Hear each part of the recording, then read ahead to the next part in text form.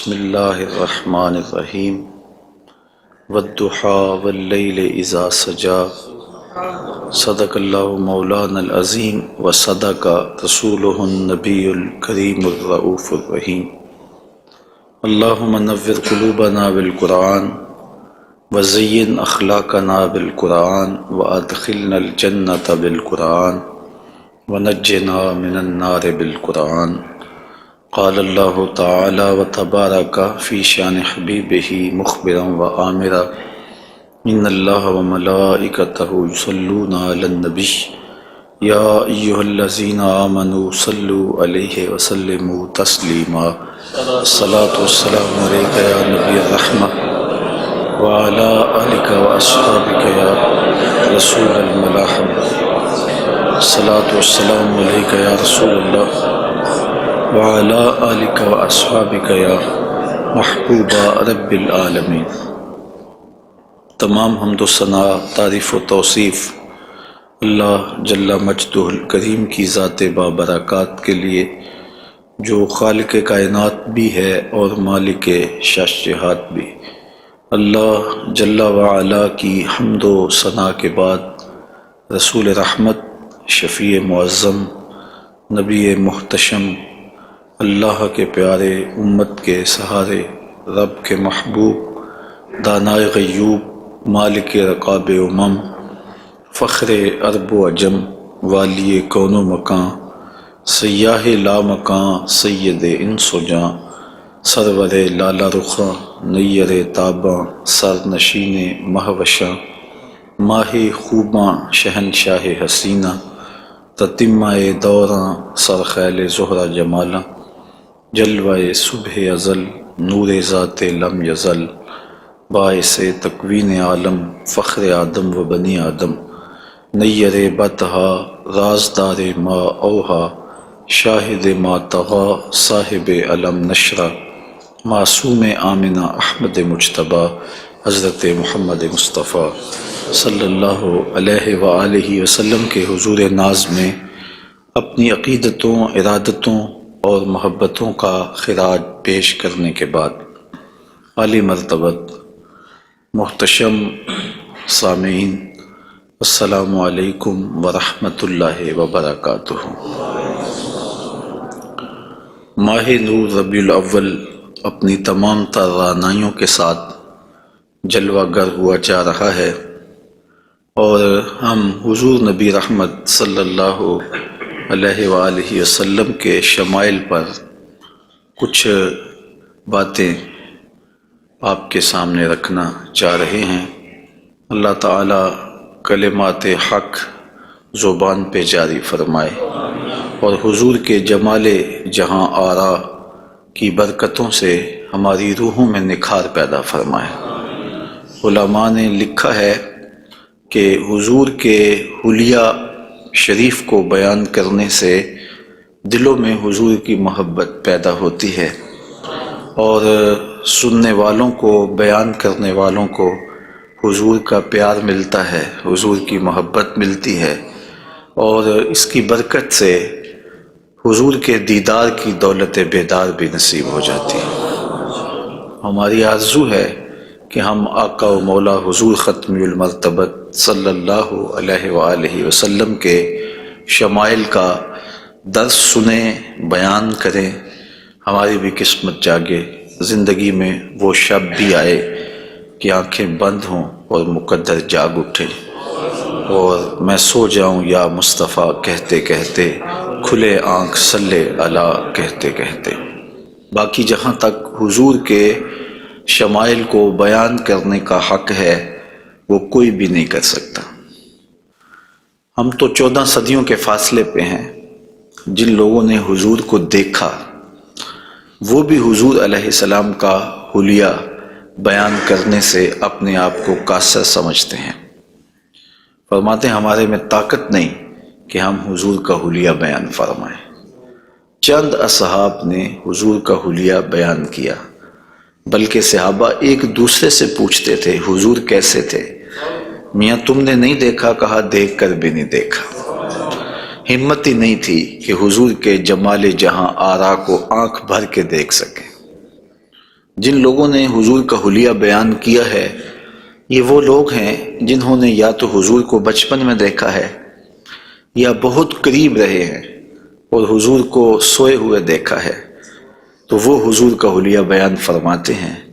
حضرت حسان بن ثابت رضی اللہ تعالی عنہ حضور کا حلیہ بیان فرماتے ہیں، کہتے ہیں کہ میں جو حضور کے شمائل کو تمہارے سامنے رکھتا ہوں تو اس کی وجہ یہ ہے کہ مجھے حضور کو دیکھنے کا ایک طریقہ آ گیا تھا، اور وہ یہ کہ فلما نظرت الی انوارہ فودعت کفی علی عینی خوفا من ذہاب بصری، تو میں اپنی آنکھوں پہ انگلیاں رکھ کے انگلیوں کی اوٹ سے حضور کے چہرے کو دیکھتا تھا کہ حضور کے جلووں کی چمک سے میری آنکھوں کی بینائی نہ جاتی رہے۔ یہ کون کہہ رہے ہیں؟ حضرت حسان بن ثابت رضی اللہ تعالی عنہ۔ اور آپ سارے اچھی طرح جانتے ہیں کہ حضرت حسان بن ثابت شاعر ہیں، اور شاعر حسن دیکھنے میں بڑا دلیر ہوتا ہے، اور وہ جو شاعر ہے اور حسن دیکھنے میں دلیر ہے وہ بھی آنکھوں پہ انگلیاں رکھ کے دیکھ رہا ہے، اور ابھی یہ حسن ظاہر نہیں ہوا۔ امام قرطبی علیہ رحمہ لکھتے ہیں کہ حضور نبی رحمت صلی اللہ علیہ وآلہ وسلم کا حسن ظاہر نہیں ہوا تھا، اور اگر جمال رسول صلی اللہ علیہ وآلہ وسلم کا ظہور ہو جاتا تو کوئی دیکھنے کی تاب ہی نہ رکھتا۔ حضور کے جمال جہاں آرا پر 70,000 بشریت کے پردے رکھے گئے، لیکن اس چھپے ہوئے حسن کو بھی دیکھنے کی تاب نہیں ہے، اور اگر یہ حسن بے نقاب ہوتا تو کیا ہوتا؟ یہی بہتر ہے کہ وہ پردے میں روح پوش رہے، وہ اگر پردہ اٹھا دے تو کسے ہوش رہے۔ حضرت شاہ ولی اللہ محدث دہلوی علیہ رحمہ نے اپنے والد حضرت شاہ عبد الرحیم محدث دہلوی علیہ رحمہ سے روایت کیا ہے کہ میرے والد شاہ عبد الرحیم خواب میں حضور کی زیارت کی، اور یہ بات آپ اچھی طرح جانتے ہیں کہ جس نے حضور کو خواب میں دیکھا اس نے حضور کو ہی دیکھا۔ شیطان خواب میں آ کر بھی حضور کی مثل ہونے کا دعویٰ نہیں کر سکتا۔ تو خواب میں حضور کو دیکھا اور عرض کی یا رسول اللہ صلی اللہ علیہ وسلم، آپ نے فرمایا ہے انا املہ و اخی یوسف اسبہ، میں نمکین حسن والا ہوں اور میرا بھائی یوسف میٹھے حسن والا تھا۔ وہاں تو زنان مصر کی انگلیاں کٹ گئیں، اور یہاں ایسا کوئی واقعہ پیش نہیں آیا، جبکہ حسن ملی حسن صبی کی نسبت زیادہ پرکشش ہوتا ہے، تو وہاں انگلیاں کٹ گئیں اور یہاں ایسا کوئی واقعہ پیش نہیں آیا، تو اس کی کیا وجہ ہے؟ تو حضور نے جو خواب میں جواب دیا وہ حضرت شاہ عبد الرحیم نے بیان فرمایا، اور شاہ ولی اللہ محدث دہلوی علیہ رحمہ نے در سمین میں اس کو لکھا۔ آقا کریم نے فرمایا جمالی مستور عن اعین الناس غیرۃ من اللہ، اے عبد الرحیم، اللہ نے غیرت محبت کی وجہ سے میرے حسن کو لوگوں کی نظروں سے چھپا کے رکھا ہے۔ کوئی محب نہیں چاہتا کہ میرا محبوب کوئی دیکھے۔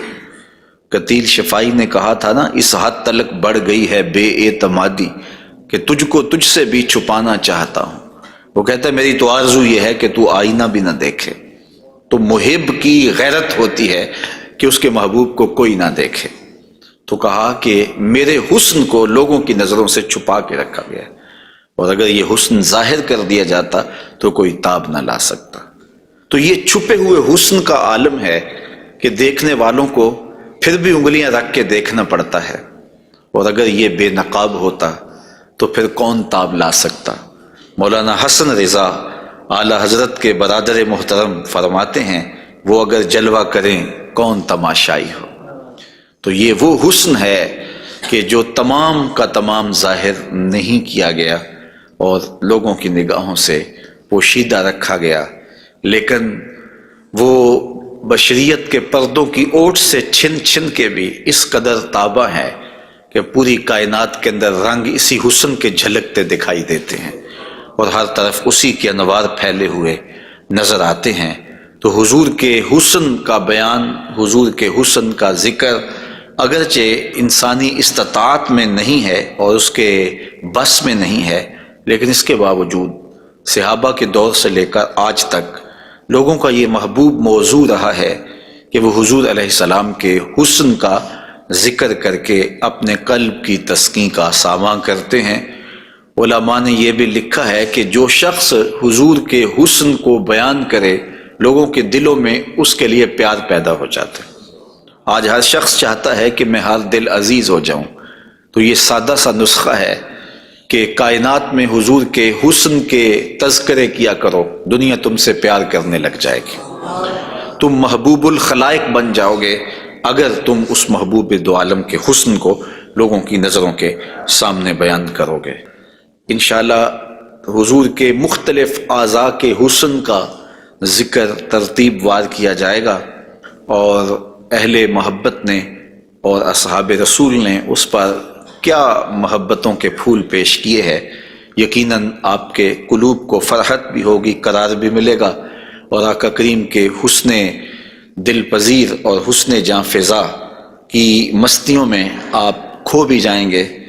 حضرت جابر بن سمرہ رضی اللہ تعالی عنہ فرماتے ہیں کہ لیلۃ الادحیان تھی، 14ویں رات کا چاند تھا، اور حضور یمنی چادر اوڑے ہوئے استراحت فرما رہے تھے، اور میں کبھی آسمان کو دیکھتا تھا، کبھی حضور کے جمال جہاں آرا کو دیکھتا تھا، اور یہ سوچتا تھا کہ میں فیصلہ کروں کہ آسمان کا چاند سونا ہے یا مدینے کا چاند سونا ہے۔ تو حضرت جابر بن سامرہ رضی اللہ تعالیٰ عنہ فرماتے ہیں پھر میں نے فیصلہ کیا فائزہ ہوا احسن عندی من القمر، میں نے کہا آسمان کا چاند نہیں مدینے کا چاند سونا ہے، چونکہ چاند کی چمک بھی حضور کے در کی خیرات ہے۔ چاند کو، سورج کو، شمس و قمر کو جو روشنیاں دی گئی ہیں وہ حضور کے صدقے سے دی گئی ہیں۔ تو کائنات میں جہاں بھی اجالا ہے، جہاں بھی روشنیاں ہیں، جہاں بھی نور ہے، وہ نور حضور علیہ السلام کا ہی ظہور ہے، اور حضور کا نور ہے کہ جو کسی سے مستعار نہیں لیا ہوا، وہ حضور کا اپنا نور ہے، اپنا حسن ہے۔ علامہ بوصیری علیہ الرحمہ نے کتنی خوبصورت بات کہی، منزہ عن شریک فی محاسنہ فجوہر الحسن فیہ غیر منقسم، کہ حضور اپنے محاسن میں، اپنے کمالات میں کسی شریک سے منزہ ہیں، اور آپ کا جوہر حسن جو ہے وہ غیر منقسم ہے۔ تو حضور کا حسن کسی سے مستعار نہیں لیا ہوا، بلکہ پوری کائنات کو جو حسن ملا ہے وہ حضور کی دہلیز کی عطا ہے، حضور کی چوکھٹ کی خیرات ہے۔ تو زمانہ چمک رہا ہے تو حضور کے انوار سے، اور بریلی سے آج بھی آواز آ رہی ہے، چمک تجھ سے پاتے ہیں سب پانے والے، میرا دل بھی چمکا دے چمکانے والے۔ تو ساری روشنیاں اسی دہلیز سے پھوٹتی ہیں، اسی در سے پھوٹتی ہیں، سارے اجالے اسی چوکھٹ سے نکلتے ہیں۔ اللہ نے اپنے محبوب علیہ السلام کو جو حسن دیا، جو جمال دیا، حضرت برا بن عازب رضی اللہ تعالیٰ عنہ بیان فرماتے ہیں، امام بخاری و مسلم نے اس کو روایت کیا ہے، کان رسول اللہ صلی اللہ علیہ وسلم احسن الناس وجہا، کائنات میں جتنا سونا چہرہ میرے حضور کا تھا کسی کا تھا ہی نہیں، سب سے زیادہ سونا اور خوبصورت چہرہ اللہ نے اپنے محبوب کو عطا کیا ہے۔ اور حضرت ابو ہریرہ رضی اللہ تعالی عنہ سے معروف روایت ہے جس کو امام ترمذی نے اور باقی محدثین نے روایت کیا ہے، حضور فرماتے ہیں حضرت ابو ہریرہ، ما رأیت شیئا احسن من رسول اللہ صلی اللہ علیہ وسلم، میں نے حضور سے سونا کوئی دیکھا ہی نہیں۔ اور حضرت حسان بن ثابت کہتے ہیں کہ آج تک کسی ماں نے ایسا سونا جنم ہی نہیں دیا، سونا دیکھتے کیسے، کسی ماں نے ایسا جنم ہی نہیں دیا۔ حضرت ابو ہریرہ نے ایک موقع پہ فرمایا کہ کل قمر لیلۃ البدر لم ارا قبلہ ولا بعدہ مثلہ، کیا پوچھتے ہو 14ویں رات کا چمکتا ہوا چاند تھے میرے حضور۔ پھر کہتے ہیں نہیں نہیں نہیں، حضور جیسا نہ پہلے دیکھا ہے نہ بعد میں دیکھا۔ تو حضرت حسان بن ثابت فرماتے دیکھتے کیسے، کسی ماں نے جنم دیا ہوتا تو دیکھتے۔ خدا نے وہ سچائی پن چھڑیا جدے وچ محمد نو ٹالیا سی، حسینہ جمیلہ دا منہ موڑ دیتا، محمد بنا کے قلم توڑ دیتا۔ تو اللہ تعالیٰ نے ایسا پیکر تراشا ہے، ایسی صورت بنائی ہے کہ جس کی مثل کائنات کے اندر نہ کوئی دوسری صورت ہے، اور میرے محبوب کے جمال جیسا نہ کوئی دوسرا جمال ہے۔ تو وہ حسن، وہ جمال، وہ کمال اور وہ شانیں اور وہ مراتب رفیع عطا کیے گئے جو انہی کا مقسوم ہے۔ حضور کا پورا جسم انور اور حضور کا وجود مسعود برکتوں سے مالا مال تھا اور حسن اور جمال کا آئینہ دار تھا۔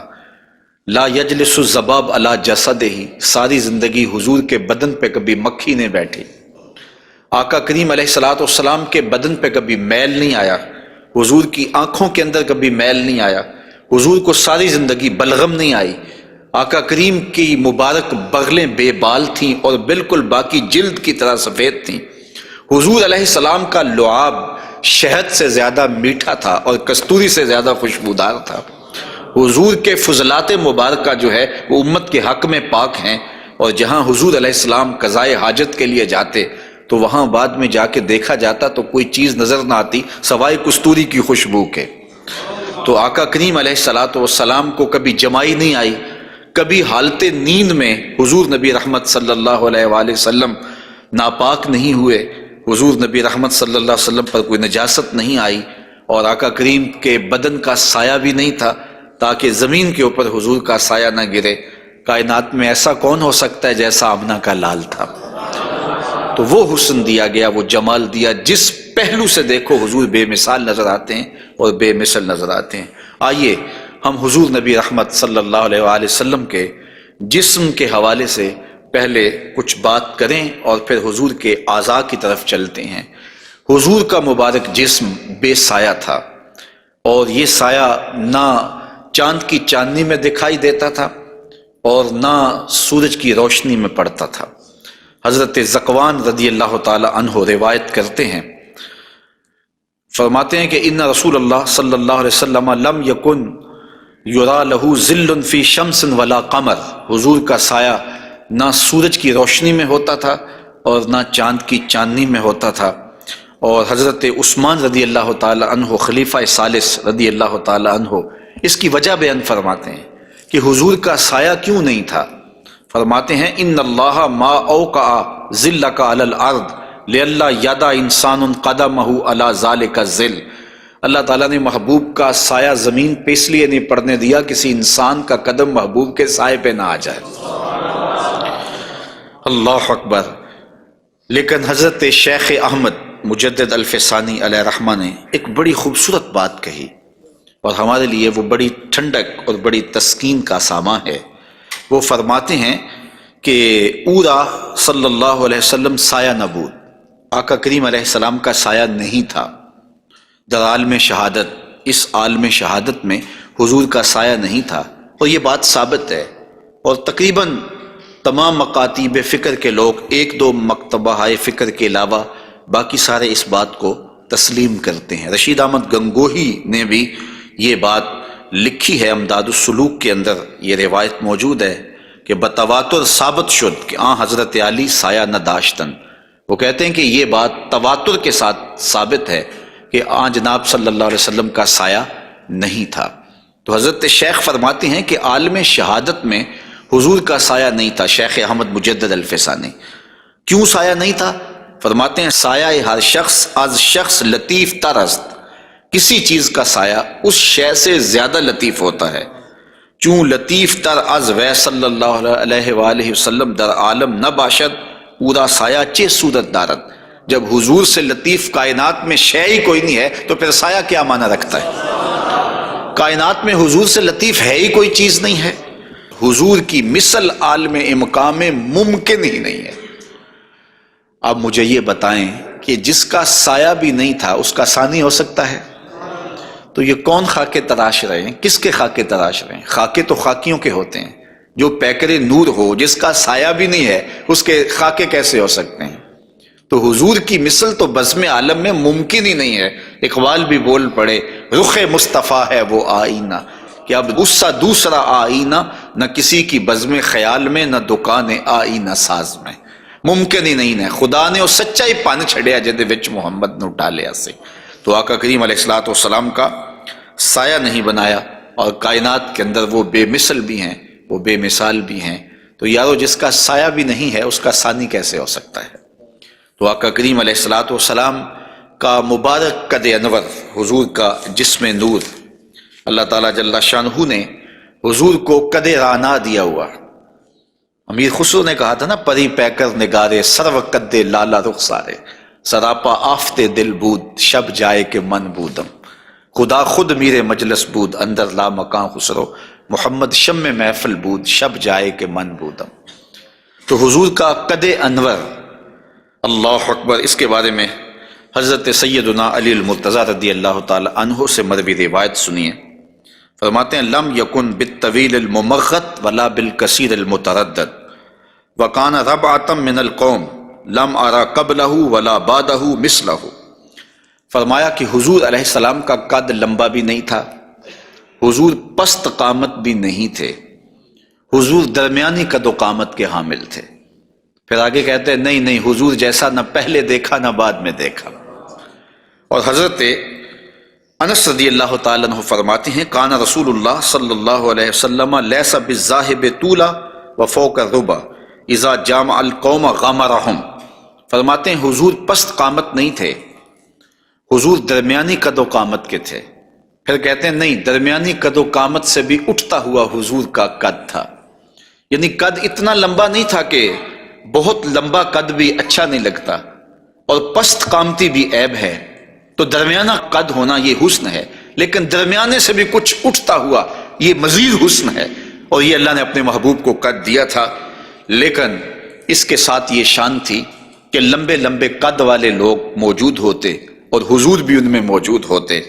اذا جامع القوم غمرہم، جب حضور تشریف فرما ہوتے تو حضور سب سے اونچے دکھائی دیتے، قد درمیانہ تھا لیکن دکھائی اونچے دیتے۔ علماء نے اس کی تشریح میں لکھا ہے کہ حضور علیہ السلام کا یہ معجزہ تھا، یہ شان تھی، یہ نبوی وجاہت تھی کہ حضور سب سے اونچے دکھائی دیتے تھے۔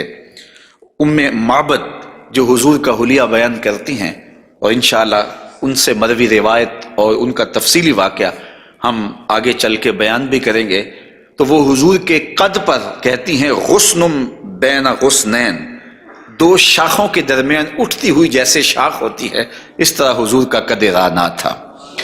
تو آقا کریم علیہ السلام کا قد، اللہ اکبر۔ حضرت انس سے ایک اور روایت سن لیجئے، وہ فرماتے ہیں کان رسول اللہ صلی اللہ علیہ وآلہ وسلم احسن الناس قواما و احسن الناس وجہا۔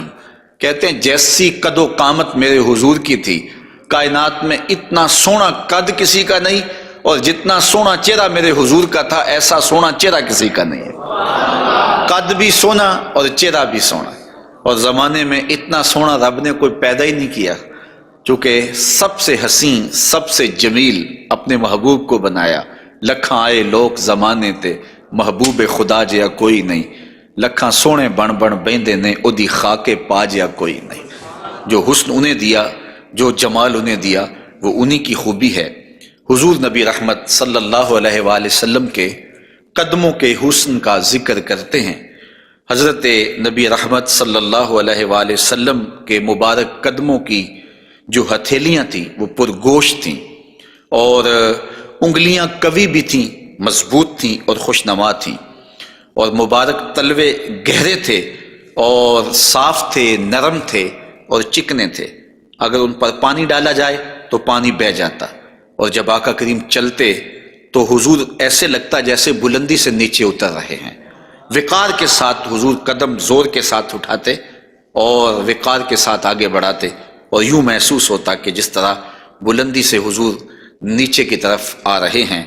آقا کریم علیہ السلام بہت تیز چلتے نہیں تھے، لیکن ایسے لگتا تھا جس طرح زمین حضور کے لیے لپیٹ دی گئی ہے، اور اگر لوگ حضور کے ساتھ چلنا چاہتے تو حضور کے ساتھ چل نہیں سکتے تھے۔ اللہ نے اپنے محبوب کو وہ رفتار عطا فرمائی، زمین بھی سمیٹ دی گئی تھی حضور کے لیے، اور وقت بھی سمیٹ دیا گیا تھا حضور کے لیے۔ اور آقا کریم علیہ السلام کے قدم مبارک کی انگلیاں وہ بڑی خوبصورت تھیں، لیکن جو درمیان والی انگلی ہے وہ انگلی باقی انگلیوں سے زیادہ قد آور تھی، لمبی تھی۔ آئیے ذرا اس انگلی کا حال حضرت میمونہ بنت کردم رضی اللہ تعالی عنہا سے سنیے۔ یہ ایک صحابیہ ہیں جو اپنے والد گرامی کے ساتھ حضور کی خدمت میں حاضر ہوئیں۔ تو ان کے والد گرامی نے حضور سے کوئی بات پوچھی، اور آقا کریم اس وقت ناقہ کے اوپر، اونٹنی کے اوپر سوار تھے، تو ان کا جی چاہا کہ میں حضور کا دیدار کروں، لیکن حضور کے چہرے کی وجاہت نے ان کو حضور علیہ الصلاۃ والسلام کے چہرے کی جانب آنکھ بھر کے دیکھنے نہ دیا، تو کہا اب آئی ہوں تو حضور کے مبارک پاؤں کو دیکھنے لگی۔ تو حضرت میمونہ بنت کردم فرماتی ہیں فما نسیتو فی ما نسیتو طول اصبع قدمہ السبابہ علی سائر اصابعہ، کہا مدت ہو گئی ہے میں نے حضور علیہ السلام کو دیکھا تھا، اور حضور کے مبارک پاؤں کی انگلیوں میں سے جو درمیان والی انگلی ہے اس انگلی کا جو قد باقی انگلیوں سے تھوڑا سا لمبا تھا، آج تک میری آنکھوں سے وہ حسن نہیں ہٹتا ہے، وہ حسن ہی زائل نہیں ہوتا ہے۔ اب تک میری نگاہوں میں وہی جلوے ہیں کہ حضور علیہ السلام کی انگلی جو ہے وہ باقی انگلیوں کی نسبت جو ہے وہ زیادہ درمیان والی انگشت سبابہ جو تھی وہ زیادہ لمبائی میں تھی۔ تو حضرت میمونہ بنت کردم ابھی تک اس انگلی کے حسن میں کھوئی ہوئی ہیں۔ مجھے بتاؤ جس کی انگلی، پاؤں کی انگلی اتنی حسین ہے، اس کی آنکھیں کتنی حسین ہوں گے۔ وہ کیا کسی نے کہا نا کہ قدموں میں جبیں کو رہنے دو، چہرے کا تصور مشکل ہے۔ قدموں پہ جبیں کو رہنے دو، چہرے کا تصور مشکل ہے، جب چاند سے بڑھ کر ایڑی ہے رخسار کا عالم کیا ہوگا۔ یہ تو انگلی کا حسن ہے کہ میمونہ بنت کردم ساری زندگی یہی اثاثہ ہے، لوگوں کو بتاتی ہیں کہ لوگوں میں نے حضور کی انگلی دیکھی ہوئی ہے۔ تو جس نے حضور کے قدم انور کی انگلی کی زیارت کی ہے وہ تو ناز کرے، اور پھر اس عائشہ صدیقہ محبوب کائنات کی قسمت پہ ناز نہ کریں جن کی آغوش میں حضور کا سر انور ہوتا تھا۔ تو حضرت میمونہ بنت کردم رضی اللہ تعالی عنہا فرماتی ہیں کہ میں ابھی تک اس انگلی کے جمال کو بھول نہیں پائی۔ آقا کریم علیہ الصلاۃ والسلام کے قدموں کے بارے میں آتا ہے کہ کان رسول اللہ صلی اللہ علیہ وسلم احسن البشر قدما، کائنات میں جتنے سونے قدم میرے حضور کے تھے اتنے سونے قدم بھی کسی کے نہیں تھے۔ حضرت انس اور حضرت ابو ہریرہ اور ہند بن ابی حالہ رضی اللہ تعالیٰ عنہ حضور کے قدموں کے بارے میں شسن القدمین، اور حضرت امام ترمذی نے مسیح القدمین کے لفظ بولے ہیں کہ نرم آپ کے قدم تھے، اور آپ کے قدم جو ہے وہ چمکدار تھے، روشن تھے، آپ کے قدم پرگوشت تھے، اور آپ کے مبارک پاؤں خوبصورت تھے۔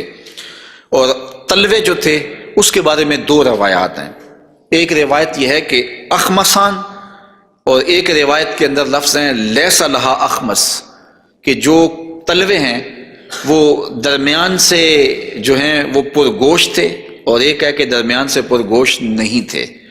تو یہ دو روایات کی تطبیق کیسے ہوگی؟ بعض نے کہا کہ حضور کے مبارک تلوے جو تھے وہ درمیان سے پرگوشت نہیں تھے، اور بعض نے کہا کہ بالکل درمیان سے پرگوشت ہی تھے اور بالکل سیدھے تھے۔ علماء نے کہا کہ درمیان سے خلا تو تھا، لیکن جب حضور قدم رکھتے تھے تو آقا کریم علیہ السلام قدم جو ہے وہ پوری طرح جماؤ کر کے رکھتے تھے، اور جب وہ نقش بنتا تھا تو وہ نقش پورا بنتا تھا۔ اور یہاں محدثین نے کمال کر دی، کہا رب نے یہ نہیں چاہا کہ میرے محبوب کے تلووں کا نقش ناتمام بنے، نقش پورا بنتا تھا۔ تو جنہوں نے نقش کو دیکھ کر تلووں کا اندازہ لگایا انہوں نے کہا کہ نہیں، وہ تلوے بالکل برابر تھے اس لیے کہ نقش پورا بنتا تھا، اور جنہوں کو تلوے دیکھنے کی سعادت نصیب ہو گئی تو انہوں نے کہا نہیں، ہم نے دیکھے ہیں کہ جو ہے وہ درمیان میں جو ہے وہ کم گوشت تھا اور اطراف میں گوشت زیادہ تھا۔ تو صحابہ نے حضور کے تلووں کے بارے میں یہ رائے بیان فرمائی ہے۔ حضرت ابو ہریرہ رضی اللہ تعالی عنہ فرماتے ہیں انہ صلی اللہ علیہ وسلم کان اذا مشى علی الصخر غاصت قدماہ فیہ، جب کبھی آپ ننگے پاؤں چلتے کسی پتھر کے اوپر، کسی چٹان کے اوپر، تو وہ چٹان اور پتھر حضور کے لیے نرم ہو جاتے، اور آقا کریم علیہ السلام کے مبارک قدم جو ہے اس پتھر کے اندر جو ہے وہ دنس جاتے اور نشان بن جاتے۔ جس طرح مقام ابراہیم پہ آپ دیکھ سکتے ہیں کہ حضرت اسماعیل علیہ السلام کے قدموں کے نشانات اس پتھر نے محفوظ کر لیے، تو یہ پتھر جن پتھروں پہ حضور چلتے تھے وہ اپنی چھاتی پہ حضور کے تلووں کے نشان محفوظ کر لیتے تھے۔ سلطان قاتبائی نے باقاعدہ ایک ایسا پتھر جس پر حضور کے قدموں کے نشانات موجود تھے وہ 20,000 دینار میں اس زمانے میں خریدا، اور خرید کے ساری زندگی اپنے پاس رکھا۔ اور مرنے سے قبل وصیت کی کہ جب میں مر جاؤں تو یہ پتھر میری قبر کے سرہانے لگانا۔ علامہ خفاجی علیہ رحمہ نسیم الریاض میں لکھتے ہیں کہ وہ پتھر آج بھی ان کی قبر کے سرہانے پہ لگا ہوا ہے، اور لوگ اس کو اپنے لیے اعزاز سمجھتے تھے، اور یہ وہ قدم ہیں کہ جہاں آتے اس جگہ کی قسمت جاگ پڑتی۔ یہ قدم اور یہ مبارک تلوے یہ تو عرش نے بھی چومے ہیں نا۔ اعلیٰ حضرت نے کیا خوب کہا، زہ عزت و اطلاع محمد، کہ ہے عرش حق زیر پائے محمد، کہ عرش حق حضور کے قدموں کے تلے تھا، اور یہ تلوے وہاں عرش الہی پہ لگے ہیں، اور یہ وہی تلوے ہیں جو حضرت جبریل امین کو چومنے کی سعادت بھی ملی ہے۔ جب معراج کی شب حاضر ہوئے تو محبوب استراحت کر رہے تھے، تو جبریل عرض گزار ہوئے کہ محبوب تیرا نبی تو سویا ہے، تو آواز آئی یا جبریلو قبل قدمہ، میرے محبوب کے قدم چوم لے۔ تو جبریل امین نے حضور کے قدم چوم لیے، تو پھر کیا لطف آیا ہوگا۔ کسی نے تصور میں جبریل سے پوچھا کہ حضور کے قدم چومے تھے، تلیاں چومی تھیں، تو بتا کیا کیف ملا؟ تو اس نے زبان حال سے کہا، نہ جنت کی کلیوں میں دیکھا مزہ جو محمد کی تلیوں میں دیکھا۔ حضور علیہ السلام کے مبارک قدم جہاں پڑتے وہاں رحمتیں اور برکتیں ہی نازل ہوتی۔ ذی المجاز کی منڈی میں اپنے چچا کے ساتھ حضرت علی المرتضیٰ رضی اللہ تعالیٰ عنہ کے والد جناب ابو طالب کے ساتھ حضور جا رہے تھے۔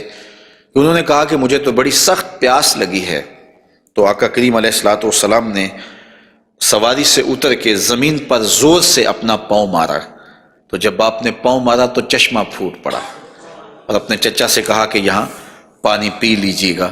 اور حضور علیہ الصلوۃ والسلام کی مبارک ایڑیاں جو ہیں ان کے بارے میں ہے کہ وہ کم گوشت تھیں، ان پر زیادہ گوشت نہیں تھا، اور آقا کریم علیہ الصلوۃ والسلام اس ایڑی کو بھی جہاں لگاتے وہاں حالات رحمتوں بھرے ہو جاتے۔ حضرت جابر رضی اللہ تعالی عنہ کا اونٹ تھا، ایک سفر میں وہ حضور کے ساتھ تھے کہ وہ تھک گیا اور اس سے چلا نہیں جاتا۔ حضور کی سواری گزری تو انہوں نے عرض کی، یا رسول اللہ صلی اللہ علیہ وسلم، یہ میرا اونٹ ہے اور تھک گیا ہے، اور میں قافلے کے ساتھ کیسے سفر کر سکتا ہوں؟ تو آقا کریم علیہ السلام نے اپنی ایڑی سے اس کو ٹھوکر لگائی، فناشطہ حتیٰ کانا لا یملک زمامہ، وہ اتنا تیز ہوا کہ پھر اس کی باگ سنبھالی نہیں جاتی تھی۔ کچھ عرصے کے بعد حضور حضرت جابر سے پھر ملے، اور حضور نے پوچھا کہ وہ تمہارے اونٹ کا کیا بنا؟ تو انہوں نے کہا بخیرن قد اصابت ہو برکتوں کا، حضور آپ کی برکت کی وجہ سے اب خیر ہی ہو گئی ہے۔ تو وہ تو اب سنبھالا نہیں جاتا ہے اور اتنا سری و رفتار ہو گیا ہے، اور یہ بات آپ کبھی بھی بھول نہیں سکتے ہیں کہ حضور احد پہ تشریف لے گئے تھے، تو وہ حضور کے آنے کی خوشی میں جھوم اٹھا تھا، تو حضور نے ایڑی ہی ماری تھی، زور کے ساتھ ایڑی لگاتے ہوئے حضور نے کہا فَضَرَبَهُ بِرِجْلِهِ فَقَالَ اُثْبُتْ، حضور نے کہا کہ اے احد رک جا، تو جھوم رہا ہے جانتا نہیں، فَإِنَّمَا عَلَيْكَ نَبِيٌّ وَصِدِّيقٌ وَشَهِيدَانِ، تیرے اوپر ایک اللہ کا نبی ہے، ایک صدیق ہے اور دو شہید ہیں۔ اور پھر فوراً اس کا زلزلہ تھم گیا۔ اعلیٰ حضرت بولے، ایک ٹھوکر سے احد کا زلزلہ جاتا رہا، رکھتی ہیں کتنا وقار اللہ اکبر ایڑیاں۔ تو یہ حضور علیہ الصلوۃ والسلام کے مبارک قدم تھے کہ جن کی برکات زمانے کو نصیب ہوئی، اور یہ وہ قدم تھے جنہیں چوم لینا صحابہ اپنے لیے سعادت سمجھتے تھے۔ حضرت ذرا وفد عبد القیس میں آئے تو پھر انہوں نے حضور کی خدمت میں عرض کی کہ ہم آپ کے قدم اور آپ کے ہاتھ چومنا چاہتے ہیں، اور وہ آگے بڑھے۔ وہ خود فرماتے ہیں فَنُقُبِّلُ یَدَ رسول اللہ صلی اللہ علیہ وسلم وَرِجْلَهُ، ہم نے حضور علیہ الصلوۃ والسلام کے ہاتھ بھی چومے، ہم نے حضور کے پاؤں بھی چومے۔ حضرت صہیب رضی اللہ تعالی عنہ فرماتے ہیں کہ رأیت علیٰ یقبل ید العباس ورجلہ، میں نے دیکھا کہ حضرت علی اپنے چچا عباس کے ہاتھ بھی چومتے تھے اور پاؤں بھی چومتے تھے۔ اور یہ کیوں چومتے تھے؟ اس کی وجہ ایک دیگر حدیث میں حضرت ثابت رضی اللہ تعالی عنہ حضرت انس کے پاس آئے، اور انہوں نے آ کے حضرت انس سے پوچھا کیا تم نے اس ہاتھ کو حضور کے ہاتھ سے مس کیا ہوا ہے؟ تو حضرت انس نے کہا کیوں نہیں، یہ سعادت مجھے ملی ہے کہ ان ہاتھوں نے حضور کے وجود کے بوسے لیے ہیں اور حضور کے وجود کو چھوا ہے۔ فقبلہا، تو حضرت ثابت نے حضرت انس کا ہاتھ چومنا شروع کر دیا کہ یہ وہ ہاتھ ہیں جنہوں نے حضور کو چوما ہوا ہے، جنہوں نے حضور کو چھوا ہوا ہے، جنہوں نے حضور کے بدن رحمت سے مس کیا ہوا ہے۔ تو حضرت علی المرتضیٰ حضرت عباس کے ہاتھ چومتے تھے، تو آقا کریم علیہ الصلوۃ والسلام کے قدم بھی، حضور کے ہاتھ بھی صحابہ عقیدت سے چوم لیا کرتے تھے، اور یہ واقعات کبھی ہوتے تھے اور عقیدت کا یہ رنگ صحابہ کے ہاں پایا جاتا تھا۔ حضور نبی رحمت صلی اللہ علیہ وآلہ وسلم وہ قدم جو برکتوں کے لیے، رحمتوں کے لیے اگر کسی اونٹ پہ لگتے ہیں تو وہ تیز ہو جاتا ہے، اور اگر زمین پہ مارتے ہیں تو چشمہ پھوٹ پڑتا ہے، اور اگر پہاڑ پہ لگاتے ہیں تو اس کا زلزلہ رک جاتا ہے۔ ان قدموں پہ کھڑے ہو کے ساری رات عبادت میں گزار دیتے ہیں، حتیٰ تتورم قدماہ، یہاں تک کہ حضور کے مبارک قدم سوج جاتے ہیں، اور اللہ کے یوں شکر گزار بندے بن کے اپنی زندگی حضور گزارتے ہیں۔ تو آقا کریم علیہ الصلوۃ والسلام کے مبارک قدم خوبصورت تھے، اور اس کی تلیاں بھی خوبصورت تھیں، قدموں کا حسن بے مثال تھا۔ اور آقا کریم علیہ السلام کی پنڈلیوں کے بارے میں، حضور کی پنڈلیوں کے بارے میں حضرت جابر بن سمرہ رضی اللہ تعالی عنہ سے مروی ایک روایت سنیے۔ فرماتے ہیں کان فی ساق رسول اللہ صلی اللہ علیہ وسلم حموشۃ، آقا کریم علیہ الصلوۃ والسلام کی مبارک جو پنڈلیاں تھیں وہ نرم و نازک، پتلی اور خوبصورت تھیں۔ اور آقا کریم کی پنڈلیوں کے بارے میں سراقہ بن مالک رضی اللہ تعالی عنہ نے جو کہا ہے وہ بڑی خوبصورت بات کہی ہے۔ آپ سمجھتے ہیں، آپ جانتے ہیں کہ جب حضور مکے سے ہجرت فرما کے مدینہ تشریف لے گئے تو 100 سرخ اونٹ انعام حضور کی گرفتاری کے لیے رکھا گیا۔ تو سراقہ بن مالک بھی حضور کو گرفتار کرنے کے لیے حضور کا پتہ اور حضور کی تلاش میں نکلا تھا اور حضور کو ڈھونڈ رہا تھا۔ خیر ایک مقام پہ حضور علیہ السلام سے ملاقات ہو گئی، تو یہ اپنے اس برے ارادے سے حضور کی طرف بڑھا تو اس کا اونٹ جو ہے وہ گھٹنوں تک زمین میں دنس گیا۔ اس نے معذرت کی، حضور نے دعا دی، وہ اونٹ باہر نکل آیا تو اس کی پھر نیت بدل گئی، تو پھر دوبارہ اونٹ جو ہے وہ گھٹنوں تک دنس گیا۔ خیر اس نے دوبارہ معذرت کی اور حضور سے کہا کہ آپ مجھے امان نامہ لکھ کے دیں۔ تو حضور نے ان کو امان نامہ دے دیا اور فرمایا کہ تو مجھے گرفتار کرنے کے در پے ہے اور میں تیرے ہاتھوں میں کسرا کے کنگن دیکھ رہا ہوں۔ تو یہ واپس پلٹ آئے، تو انہوں نے اس وقت حضور علیہ السلام کو دیکھا، تو یہ حضور کے حسن کا اور حضور کی پنڈلیوں کا ذکر کرتے ہیں، کیونکہ حضور سواری پہ تھے اور حضور کی پنڈلیاں انہیں دکھائی دی۔ تو حضرت سراقہ بن مالک کہتے ہیں کہ فلما دنوت منہ، جب میں حضور کے نیڑے ہوا اس نیت سے کہ میں حضور کو گرفتار کروں، وہو علی ناقتہ، تو حضور اپنی اونٹنی کے اوپر سوار ہیں۔ تو پھر کیا ہوا، تو جعلت انظر الی ساقہ، تو میں حضور کی پنڈلیوں کو دیکھنے لگا۔ ایسا جعلت انظر، میں دیکھنے لگا، میری نظر جم گئی حضور کی مبارک پنڈلی پر۔ وہ کس طرح کہ اتنی خوبصورت تھی، کہتے ہیں کأنہا جمارہ، پنڈلی ایسے تھی جس طرح جمارہ ہوتا ہے۔ آپ نے کبھی دیکھا ہو کھجور کا درخت، تو کھجور کے درخت سے نیچے شاخیں پھوٹتی ہیں، تو جب نئی شاخ نکلتی ہے تو وہ اتنی خوبصورت ہوتی ہے اور اتنی نرم اور نازک اور گداز ہوتی ہے کہ اس کو چھو لینے کو جی چاہتا ہے، تو اس شاخ کو عربی میں جمارہ کہتے ہیں۔ تو وہ کہتے ہیں میں حضور کی پنڈلیوں کا کیا بتاؤں، جس طرح وہ کھجور کی تازہ شاخ نکلتی ہے جس کو دیکھنے سے جی نہیں رچتا، حضور کی پنڈلیاں جمارہ کی طرح تھیں۔ تو یہ انہوں نے ایک اپنے محاورے کے مطابق مثال دی، ورنہ حضور علیہ الصلوۃ والسلام کی پنڈلیوں کے لیے کوئی لفظ ہی نہیں ہے جو اللہ نے اپنے محبوب کو پنڈلیوں کا حسن دیا۔ اچھا حضور کی پنڈلیوں کے بارے میں سنو میرے امام اعلی حضرت نے کیا کہا، کمال کر دی۔ ساق اصل قدم شاخ نخل کرم، اعلی حضرت فرماتے ہیں ساق اصل قدم، جو پنڈلی ہے، جو قدم کی اصل ہے، شاخ نخل کرم، جو کرم کی کھجور ہے یہ اس کی شاخ ہے۔ اللہ اکبر، شم راہ اصابت پہ لاکھوں سلام۔ تو حضور علیہ الصلوۃ والسلام کو اللہ تعالیٰ نے پر نور، پتلی اور جو ہے وہ گوری رنگت کی اور لطیف اور خوبصورت پنڈلیوں سے نوازا تھا۔ اور حضور کے زانوئے منور کے بارے میں حضرت علی المرتضیٰ رضی اللہ تعالیٰ عنہ فرماتے ہیں، دخم الکرادیس، رسول کریم صلی اللہ علیہ وآلہ وسلم کے مبارک زانوئے نور کے بارے میں دخم الکرادیس کے لفظ بھی ہیں، اور دوسری روایت مروی ہے سعد ابن ابی شیبہ سے، اس میں لفظ ہیں کان رسول اللہ صلی اللہ علیہ وسلم جلیل المشاش، آقا کریم علیہ الصلوۃ والسلام کے زانو مبارک مضبوط تھے، پرگوشت تھے اور خوبصورت تھے۔